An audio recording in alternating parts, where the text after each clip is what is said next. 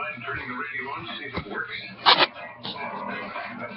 now here's a social note. Cafe Society was stopped today by the surprise elopement of Sybil Wentworth, the shipping heiress, with Horace Higginbotham. Higginbotham is said to come from a small town near Horner's Corners, Kansas. Did he say Horace Higginbotham? Yeah, From Horner's Corners? that's right. Why, you know him? That's Marianne's boyfriend. Marianne's boyfriend? Yeah, you know, the one she's writing a letter to every day. I just mailed one for her. Why, that dirty double-crosser? Marrying another girl, for goodness sakes, and doing that to our poor little Marianne? Maybe he's trying to make her jealous. Do you remember the Gilligan Barons team? The Gilligan, the skipper too, the millionaire, and his wife, the movie star. Really? And the rest? Did you hear that? Marianne. Much better. Watch me on Me TV. Sunday mornings at 9, 8 Central on Me TV. Hi, Professor. Well, Skipper, what's the decision? Well, Gilligan was just about to volunteer. Oh, no, I'm not. Oh, yes, you are. Oh, no, let somebody else tell Marianne that some girl stole her boyfriend right out from her nose with her back turned. Her nose with her back turned? Well, it's anatomically impossible, of course. However, Gilligan does have a point. He should have freedom of choice. And I choose to wait till after we're rescued. And then Horace can tell her because he knows her better than we do. Yeah, well, wait a minute, Gilligan. All right, Professor, we'll do this the democratic way. I'll buy that. Yes, Gilligan. Now, all those in favor of Gilligan telling Marianne, raise your right hand. There you are, Gilligan. 2 to 1. On your way, little buddy. If that's the democratic way, I'm going to turn into a Republican.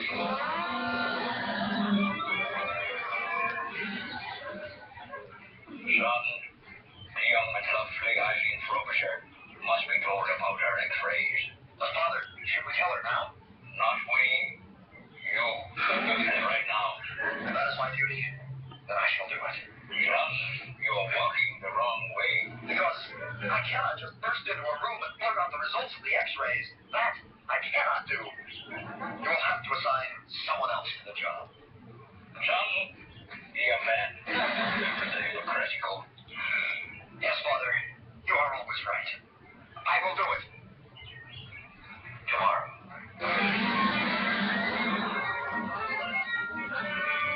Can't you do anything right in your seat? For goodness sakes, I mean, must you goof on the simplest assignment? Well, you see, Around here, it's talk, but not a word to Marianne. Gentlemen, this arguing isn't getting us anywhere. I wasn't arguing. All I was saying was, you see, he was the one who was arguing. I can see that I'm going to have to tell her myself. No, I want to tell you, he beat me by that much. Another second, I'd have told her. Oh, I can still catch it. And so we conclude another chapter of the story of old Dr. Young.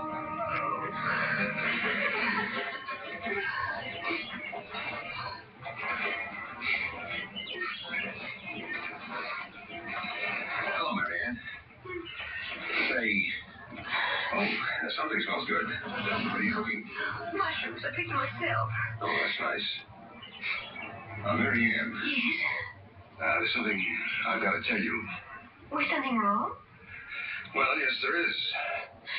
Well, it couldn't be half as bad as what happened to poor Eileen Frobisher. I wouldn't trade places with her for anything else in the world. Eileen Frobisher, the poor girl on the radio. Oh, yes, of course. Well, you see, it's just that... the mushrooms. You've got to be careful. Careful about what? The species. I mean, some mushrooms are toadstools that can make you quite ill, and others are actually poisonous. Poisonous? Oh, you can never tell. You've got to get rid of those.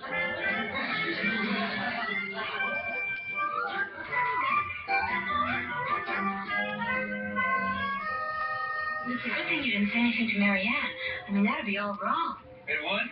Well, certainly. There's only one thing that can ease her breaking heart when she hears about Horace Higginbotham. I mean, only one thing can make a girl forget a man. What's that, Ginger? Another man. You see, Marianne needs a dream man. Someone very exciting to just come along and sweep her off her feet. Well, I'm terribly sorry, Ginger, but I'm already married. Mr. Howell, there's 3 eligible bachelors on the island. You're so right. With 3 attractive bachelors vying for her attention, all plots of Horace will vanish. Exactly. Now, just a moment. I have never shown the slightest romantic interest in Marianne. Professor, a few lessons at my private charm school and you'll just captivate her. Oh, wait a minute, Ginger. I've been acting like her big brother. I can't act like her boyfriend now. For her sake, it's Casanova time. Captain, I'm going to take you in hand. What about me? Who's going to teach me? It's a nasty trick to play on my wife, but c'est la guerre. Your hair, with the light shining on it, is breathtakingly beautiful.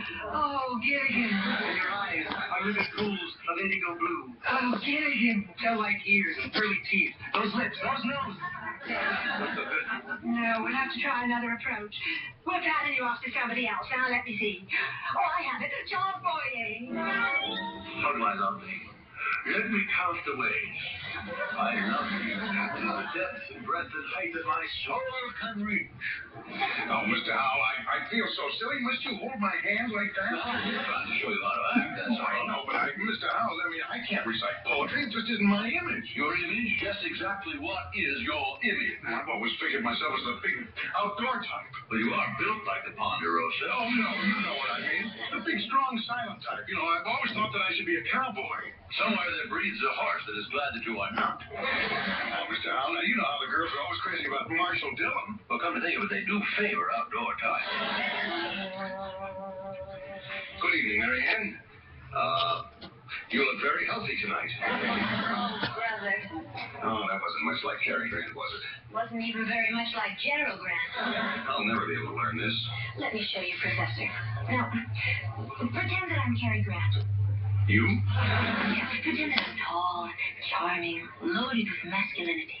Well, I shall find it very easy to pretend you're tall and charming, but you've got the wrong kind of load. Just pretend, Professor. Now, Cary is the kind of man who sweeps a girl off her feet. He'd take her in his arms like this, and he'd whisper her name over and over and over. Marianne. Marianne. Marianne. Isn't that a bit redundant? Professor, a girl likes to hear her name. Now, let's try it again. Now you whisper something to me. Oh, Cary. Yes. You smell nice tonight.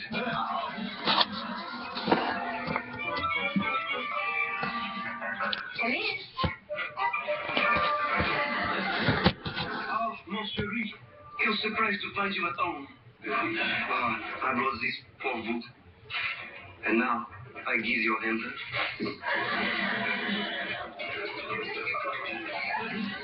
Gilligan, you feel all right? Oui, come, take a seat over here so I can tell you about La Plume Promotion, which is a gross district from the Casbah. I'll be right back.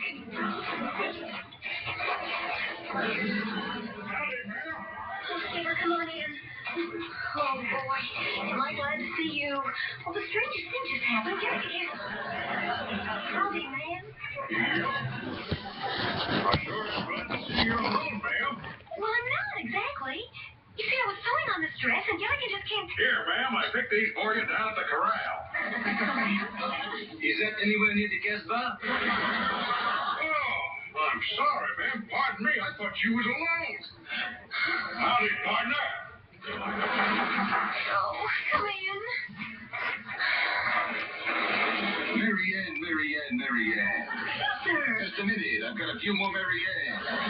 First, I want you to put these into a vase. I see you've been down to the corral, too. Corral? My dear, you do have a sense of humor. And what have we here? Oh, that's exactly what I'm trying to figure out. My dear, they're not good enough for you. Not half good enough. That is not true. You would lie me. Blimey, eh? Why, I've got half a mind to teach you a lesson. So do you want, huh? En garde. Here, what's that? Now, wait a minute, you two. I don't advise no fighting around here while I'm here. Stay out of this shit, Jean.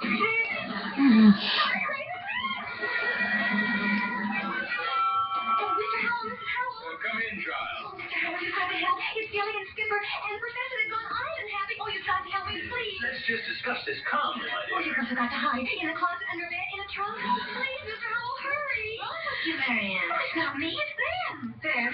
Oh, yes, you see, I was sewing on a dress, and Gilligan came in, and he thought he was Charles Boyer. Oh, good for him. Well, then the skipper came in, and he thought he was Matt Dillon, and he had a fight with Cary Grant. What a party. Next time you have a dream like that,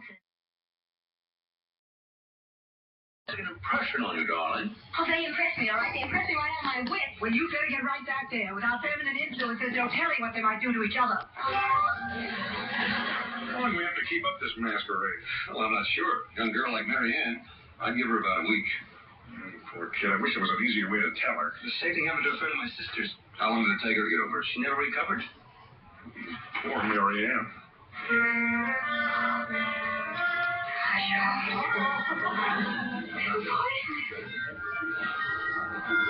Oh, no wonder they're being so nice to me.